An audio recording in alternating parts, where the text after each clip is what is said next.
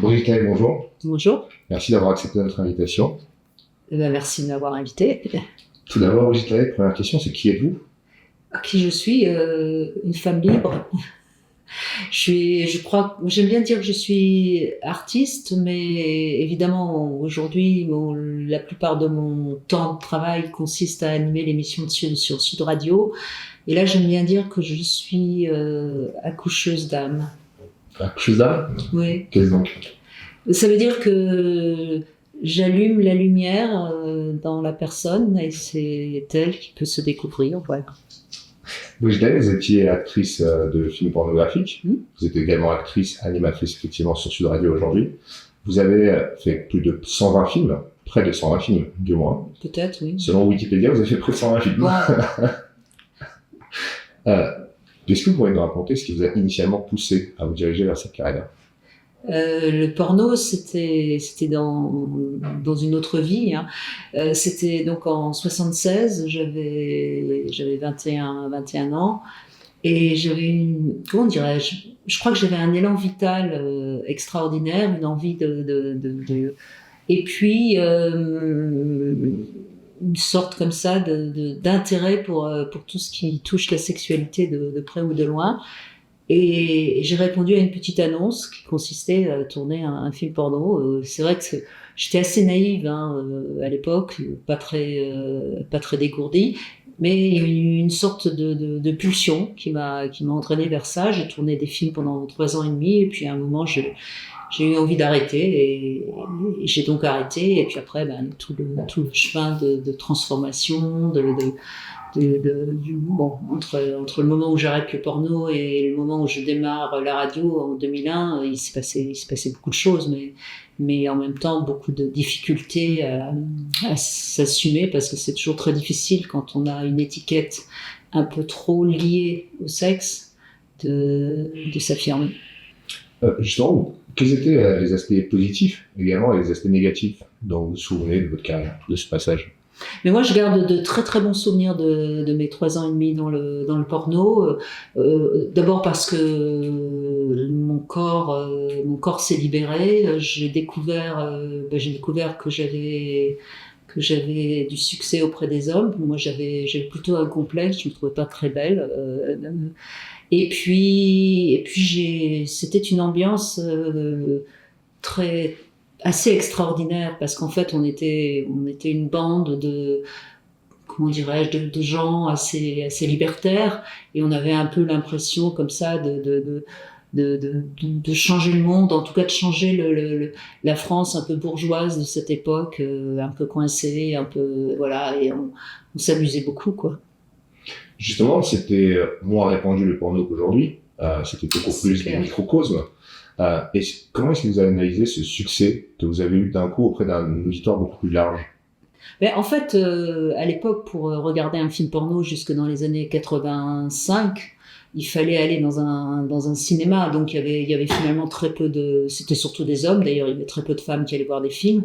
Et les gens, s'ils nous reconnaissaient, ça voulait dire qu'ils allaient voir des films. Donc il y avait une sorte comme ça comment dirais-je,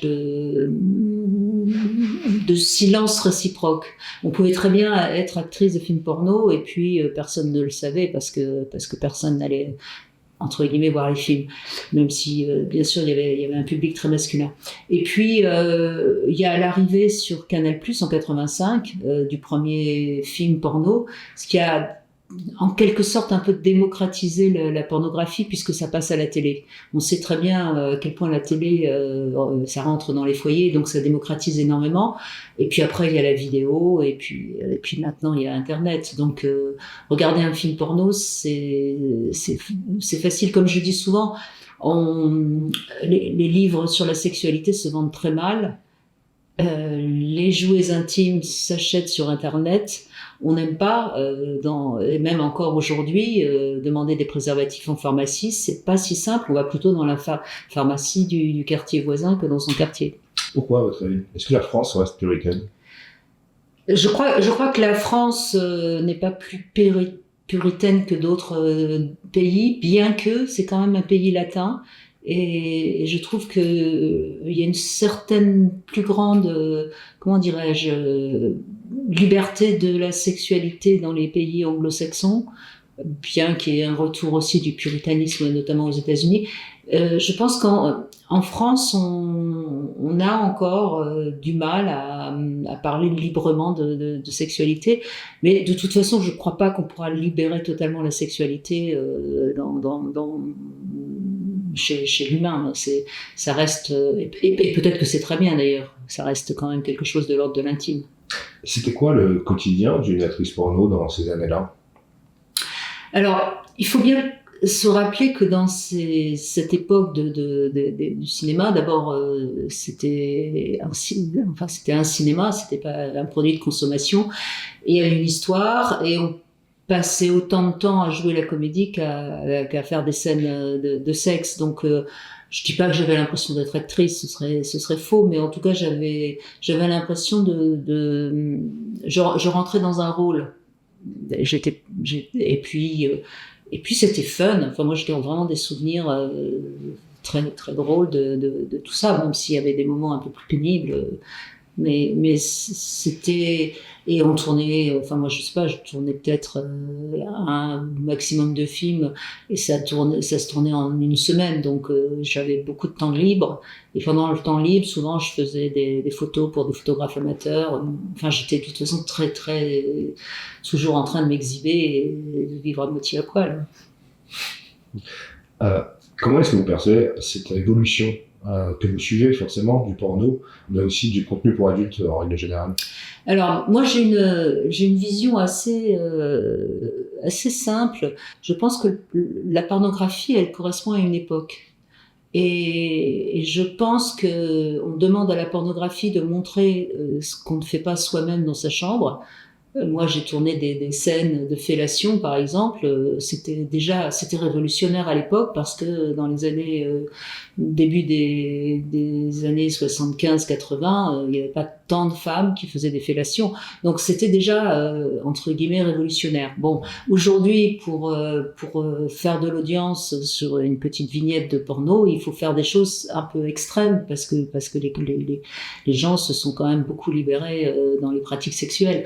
Donc la pornographie, elle est forcément de plus en plus, je vais pas dire violente parce que ce serait un jugement, mais elle est forcément de plus en plus extrême par rapport à la sexualité de la position du missionnaire, si je puis dire. Et puis, je pense qu'il y a aussi une chose qu'il faut comprendre, elle peut être aussi un dérivatif. Même s'il y a de plus en plus de femmes qui regardent, aujourd'hui il y a 30% de femmes pour 70% d'hommes, ça reste quand même un produit pour les hommes. Et je pense que dans la pornographie actuelle, si les femmes sont souvent maltraitées, j'aime bien dire un petit peu en plaisantant, mais c'est quand même assez juste, c'est le dernier rempart des machos. En quoi c'est le dernier rempart? C'est-à-dire que grâce à cette entre guillemets possibilité de voir des femmes totalement soumises qui se font prendre par tous les trous, ça permet à l'homme qui est un peu macho, c'est-à-dire qui n'est pas sûr de sa virilité, qui a besoin d'écraser un peu la femme pour exister, ça lui permet de compenser son mal-être, son manque d'estime de lui par rapport à sa virilité. Et il faut bien comprendre que la pornographie, elle a un effet très exutoire. C'est en ce sens aussi qu'elle peut servir. Je ne vais pas jusqu'à dire que elle permet à certains hommes de ne pas violer des femmes, mais il y a quand même quelque chose de cet ordre-là. Justement, en parlant de cette catégorie qui est le viol, il y avait une catégorie jusqu'à récemment qui s'appelait viol sur les sites pornographiques, qui a été supprimée via la loi sur la pornographie qui a été votée. Est-ce qu'au final, le porno, comme toute autre activité, n'a pas également besoin d'un contrôle plus strict et beaucoup plus réglementé? Alors moi, je suis par nature anti-censeur. Je déteste tout ce qui censure parce que je pense que ça a parfois des effets pervers. Donc je pense que si vous voulez, je comprends ce que vous dites. Bien sûr qu'on peut penser que c'est mieux de censurer. Moi, je dis qu'à la place de la censure, il faudrait toujours de l'information. Et je pense que si on travaillait mieux sur l'éducation à la sexualité dès la maternelle, ça peut paraître bizarre ce que je dis, on aurait moins besoin de censurer parce qu'on apprendrait aux petits garçons qu'une fille, elle n'est pas toujours disponible. On leur apprendrait à frustrer leur pulsion sexuelle alors que Alors que beaucoup d'hommes aujourd'hui sont complètement débordés par leur pulsion sexuelle parce qu'ils n'ont pas appris très jeunes. Et on sait que c'est la frustration, là, ça prend très jeune.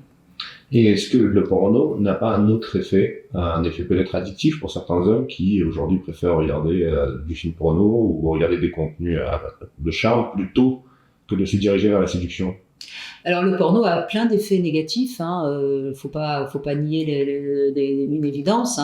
D'abord, ça rend en effet certains hommes addicts à au porno.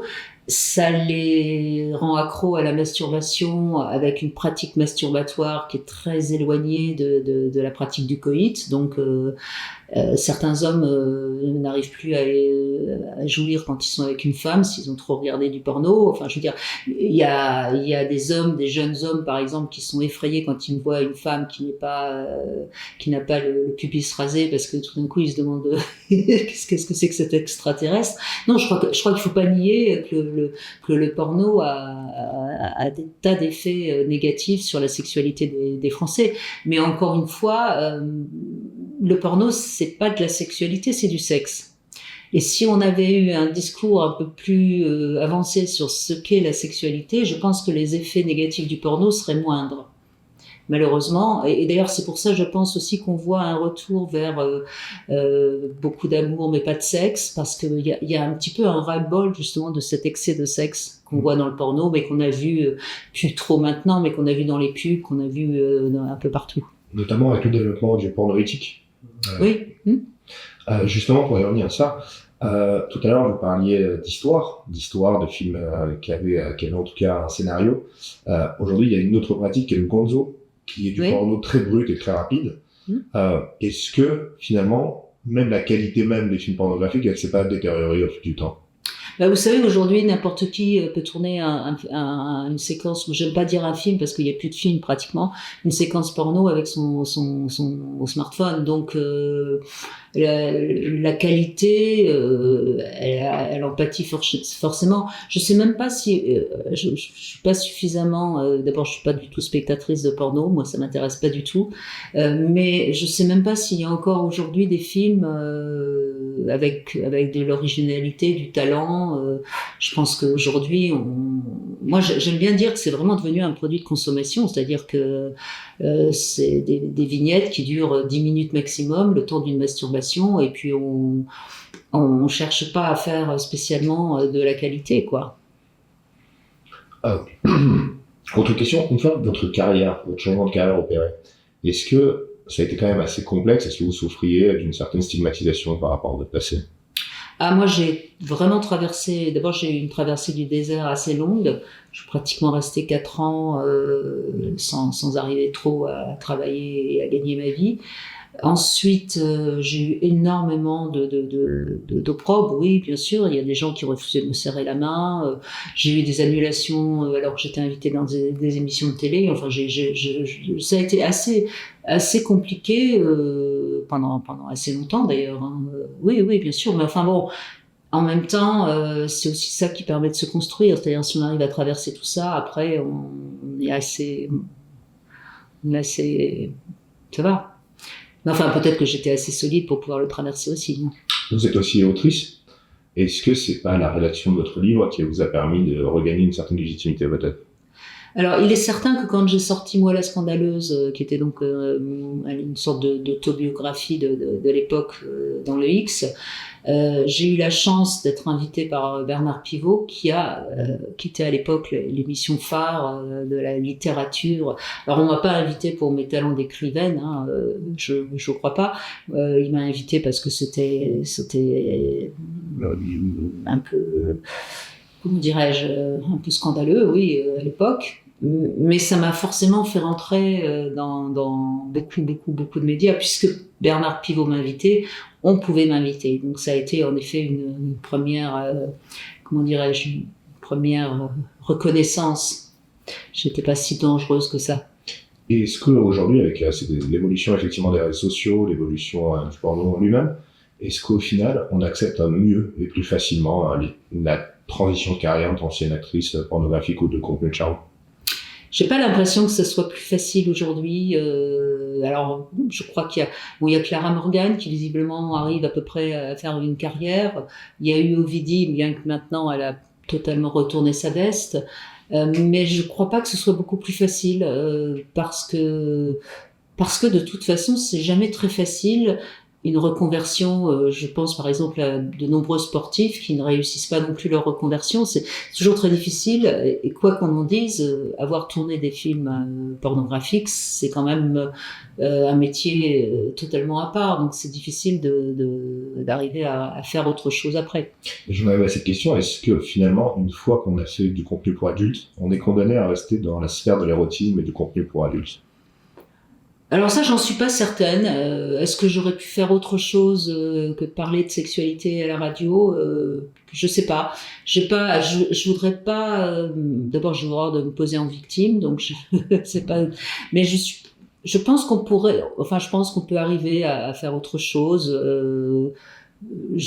Regardez, il y a quand même Catherine Ringer qui est devenue chanteuse. Et le groupe Rita Moutseko a fonctionné. Bon, je sais pas trop ce qu'elle fait maintenant, mais elle a quand même réussi à. Bon, non, je pense qu'on peut quand même arriver à faire autre chose, mais il faut un certain talent, oui. Vous parlez de la chanteuse de Rita Moutseko. Justement, il y a cette séquence qui est devenue très culte, très connue, avec Serge Gainsbourg qui lui rétorque que vous êtes une putain. Est-ce qu'il n'y a pas aussi cette confusion dans les différents métiers du sexe qui au final réduisent tout à de la prostitution, alors que est-ce que c'est pas réducteur au final? Alors moi ça m'a jamais gêné qu'on compare la prostitution et la pornographie, puisque finalement on accomplit un acte sexuel contre de l'argent, donc je vois pas très bien en quoi c'est gênant. Et en plus moi j'ai beaucoup de respect pour les femmes et les hommes qui se prostituent, donc j'ai pas moi je m'en fous un peu. Je pense en plus que Gainsbourg, pour l'avoir rencontré, avait rien contre. C'était une façon, une de plus à faire une sortie dont il était assez familier, quoi. Mais est-ce qu'au final, il y a quand même une différenciation entre les différents métiers du sexe? J'entends par là un propriétaire d'un club échangiste peut également être travailleur du sexe, qui travaille dans l'environnement du sexe, mais pourtant c'est différents métiers. Il n'y a pas une catégorie de métier de sexualité. Non, mais de toute façon, je crois qu'il y a quelque chose d'important, c'est que si on touche de près ou de loin à un métier du sexe, il faut le faire pour le plaisir et par rapport à ce qu'on est et ce qu'on a envie de faire. Je crois que le danger de ces métiers, c'est de le faire pour l'argent. Et je pense, pour avoir souvent parlé avec des prostituées, celles qui s'en sortent bien, même si c'est pas un métier si facile que ça, hein, attention, celles qui s'en sortent bien, c'est celles qui quelque part aiment l'autre. C'est-à-dire, elles font à la fois un acte sexuel, mais en même temps, elles sont presque, entre guillemets, thérapeutes. Et celles-là s'en sortent plutôt bien. Celles qui le font uniquement pour l'argent, je pense notamment à certaines comédiennes qui le font parce qu'elles veulent rester comédiennes et que c'est pas facile de gagner sa vie tout le temps. Elles s'en sortent pas si bien que ça les abîme. Et je crois que ça c'est vraiment important. Et c'est pareil à mon avis pour ceux qui travaillent dans le libertinage. Si vous aimez ça, je pense que vous faites ce métier avec beaucoup de plaisir. Si vous le faites pour l'argent, je pense que ça doit vite devenir usant parce que c'est quand même des horaires difficiles. C'est pas si anodin que de voir sans arrêt des gens qui sont à poil et qui baisent. Hein. Oui, il y a beaucoup de jeunes filles désormais qui pensent à pouvoir se mettre créer, du moins ce genre de contenu. Est-ce que finalement il n'y a pas aussi un danger puisque Internet n'oublie jamais et qu'il n'est pas possible de pratiquer cette activité de manière temporaire et de se dire je passe à autre chose du jour au lendemain? Alors je crois que c'est bien de signaler à quel point Internet n'oublie rien. Moi vous ne pouvez pas imaginer le nombre de photos de moi qui me reviennent, qu'on me demande de signer. Des photos, je sais même plus de quand ça date. Je pense qu'en effet, c'est loin d'être anodin et je Je pense que c'est d'autant plus dangereux qu'on va quand même vers un retour du puritanisme. Et je crains en effet que certaines femmes pourront se voir refuser des métiers plus tard parce qu'on découvrira des photos ou des vidéos d'elles sur Internet. C'est loin d'être anodin, je suis bien d'accord. Ça me fait une parfaite transition pour une autre pratique qui consiste à envoyer des photos de charme à son copain ou à son conjoint ou à sa conjointe, mais qui au final sont gardées par cette personne. Est-ce qu'il n'y a pas aussi un danger? On connaît la vengeance, hein, et surtout c'est chez les très jeunes, hein, qui sont pas encore majeurs, de plus en plus ils s'envoient des photos un peu dénudées, etc. Et puis parfois ça circule plus que prévu. Donc on voit bien tout ce problème. Je veux dire, Internet d'une certaine manière rentre dans notre intimité. Et ça, c'est quelque chose dont on n'a pas encore vraiment compris les répercussions. Et je pense qu'il y a le retour du puritanisme est certainement aussi dû à ça. Il y a une sorte de peur qui fait que certaines personnes sont assez d'accord pour comment dirais-je, cadrer un peu plus les choses. Mais parce que, comme je le dis souvent, la liberté totale n'existe pas. La liberté sexuelle, il y a un prix à payer, et je pense qu'il y a beaucoup de gens qui ne sont pas conscients de ce prix à payer. Pour preuve, tout à l'heure vous parliez d'une actrice qui s'appelle Ovidie que je ne connaissais pas, je l'ai googlisé et tout de suite j'ai retrouvé sa filmographie, ses films, ses photos. Donc c'est vrai qu'Internet n'oublie rien. Dernière question, Brigitte Claret, quel conseil donneriez-vous à quelqu'un qui aujourd'hui, en 2024, souhaite s'orienter vers une carrière pornographique? Si c'est quelqu'un de jeune et qui est vraiment dans l'envie profonde, parce que sa pulsion l'entraîne vers ça, moi je suis pas pour interdire. Je trouve qu'il faut toujours aller vers ce qui nous attire. Je préfère les gens qui osent que ceux qui ont peur et qui finalement passent à côté de leur vie. Après, il faut assumer ensuite le prix, hein. Obligatoirement, j'ai plutôt envie de dire que moi, je suis heureuse d'avoir vécu les choses, même si j'en ai payé le prix.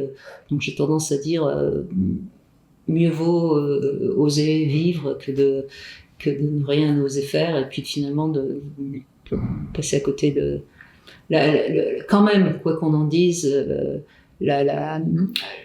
les désirs, les pulsions, le plaisir, c'est quand même des choses qui nous font du bien, sur le plan de la santé, qui nous font du bien pour comprendre qui on est, parce que finalement, si on passe à côté de sa sexualité, est-ce qu'on sait réellement qui on est? Pas sûr. Tout à l'heure, vous parliez du retour du puritanisme. Il y a quelque chose qui se développe de plus en plus sur les réseaux sociaux, notamment chez les jeunes, c'est le body count. Body count, qui consiste à savoir, avec le nombre de partenaires qu'a accouché une femme, pour juger de sa valeur. Donc on est quand même sur un jugement où on se dit s'il y avait eu trop de partenaires, c'est pas une belle valeur alors. Mais qu'est-ce que vous pensez de ce phénomène? Est-ce qu'il est ridicule, ou est-ce que c'est un problème d'abord d'éducation de la femme, du respect de la femme aussi? Parce que le body count existe pour les femmes et beaucoup moins pour les hommes, par exemple. On est bien d'accord. Bien que, non, ça serait le contraire. Un homme qui a eu beaucoup de partenaires, c'est un homme bien. Une femme qui en a eu beaucoup, c'est tout. Ça prouve, encore une fois, que ça change pas tant que ça, les repères sur les hommes et sur les femmes, ce que je ne cesse de répéter, contrairement à ce qu'on nous raconte. Les femmes sont toujours encore considérées comme des saintes ou des putains. Les hommes, s'ils ont pas eu beaucoup de partenaires, ça veut dire qu'ils sont peut-être pas des hommes bien. Enfin bon, donc on voit bien que ça change pas tant que ça. Moi, je trouve ça très inquiétant de vouloir tout savoir de quelqu'un, de tout noter, de tout. Je trouve ça très inquiétant parce que ça voudrait laisser croire que nous sommes des êtres totalement transparents, qu'on peut savoir exactement qui on est, quelles sont nos orientations, etc. C'est un monde que je trouve assez bête, parce que de toute façon, on peut toujours codifier tout ce qu'on est, mais la réalité, elle se découvre au fil du temps dans une vraie rencontre avec quelqu'un. Merci beaucoup, Brigitte Tay. De Merci rien. de nous avoir accordé cette interview. Et puis, qu'est-ce qu'on peut vous souhaiter pour la suite? Pour l'instant, si ça reste comme ça, c'est déjà très très bien.